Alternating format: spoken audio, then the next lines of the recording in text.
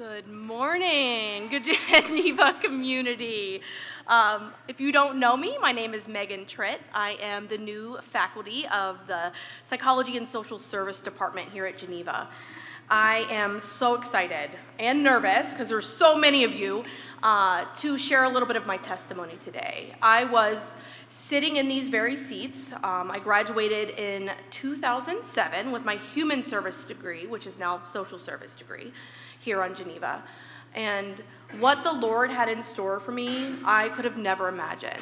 But the work that was done in me in these years was so incredible that I was really able to face the challenges that were in store. The prompt for this is, so there I was. So I'm gonna start it with, so there I was, right? It was Thursday, the 7th, September 7th of 2017. It was the first day of preschool for my 3-year-old Claire, and it was a week into the first year of kindergarten, or the first year of school, kindergarten, for my 5-year-old Jonah. We had just dropped off Claire at preschool, and my husband and I were headed to our 20-week anatomy scan for our next baby. We were excited, we were hopeful, we were full of joy. We got there, and based on previous experiences and just a lot of things that had happened in previous pregnancies, I was getting a level 3 maternal fetal medicine ultrasound, which is a little bit more intensive than a normal 20-week ultrasound. So we were escorted into a very small, and I want you guys to picture this, a very small, hot, dark room where we were gonna get scanned, and we were gonna find out not just the gender of our baby. I know people get very excited about that, but they were gonna take that little wand and they went across his arms and his legs. They looked at his heart, his lungs, his kidneys, and they got to his spine. And I heard a very faint gasp from the sonographer. Now remember, this is kind of a high-level ultrasound, so this sonographer is very used to seeing hard things, right? And I immediately said, "What did you see?" And she very quickly said, "It's a boy, and I'm gonna be right back," and with her, sucked all the air out of the room, right? So I will tell you this, my first 5 years of my social work career, I worked at McGee Women's Hospital, where I was very much involved in high-risk pregnancies and hard conversations and grief and loss, and even suffered some loss myself early on in my marriage. So I will tell you, I knew exactly what was happening, and so did my husband. And so we sat there in silence, and we both prayed quietly as we waited for the maternal fetal medicine physician to come in. As she walked in the door, before the door even closed, she said, "Your fetus has spina bifida, and typically, at this point, around 70% of women who get this diagnosis terminate." It's like 69%, but I didn't want to correct her.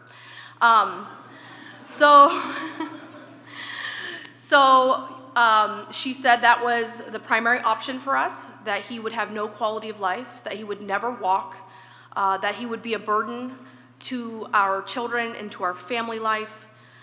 We very quickly told her that that was not an option for us, that we would take this child however God presented him to us, and that we were happy to have him. She proceeded to talk about other options, as far as intrauterine surgery or surgery once he's delivered. And based on my medical history, we had to wait. We had to wait till I delivered him, and then he had to have what was called closure surgery. So before we could leave, we were ushered into the counselor's office, which was right next door, where she again very adamantly tried to convince us that termination would be the best option. She asked me if I worked full-time. I said yes, and she said, "Well, you're not going to be able to do that anymore. He's going to need all your time and attention." So it was a very overwhelming day.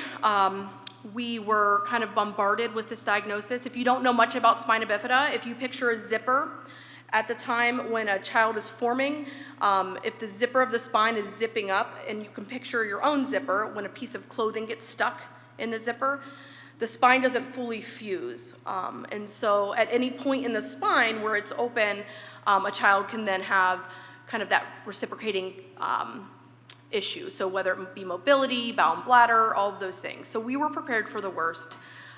We had gone to see the neurosurgeons at Children's Hospital. We were in and out of fetal MRIs, ultrasounds, cardiology appointments, I mean, you name it. And throughout this entire experience, my husband and I were sharing our faith. We were sharing our faith openly and honestly with all the physicians, all of the providers, all of the nurses who would listen. And for us, it was important for everyone around us to know that we were okay. Now, obviously, I was, very overwhelmed, and my heart was very heavy leading up until the time of delivery. In December, about a month before he was delivered, my church had a very small, intimate prayer night for me and my husband.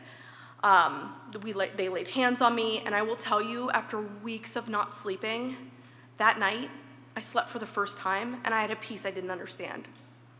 So all this to prepare me for January 8th, 2018, when I was 34 weeks pregnant, and I had a scheduled section, and he would be immediately transferred to Children's Hospital, where I would be separated from him, and he would have an immediate closure surgery, which means they would just take what was open and close it, and then potentially take skin from his legs to cover his back.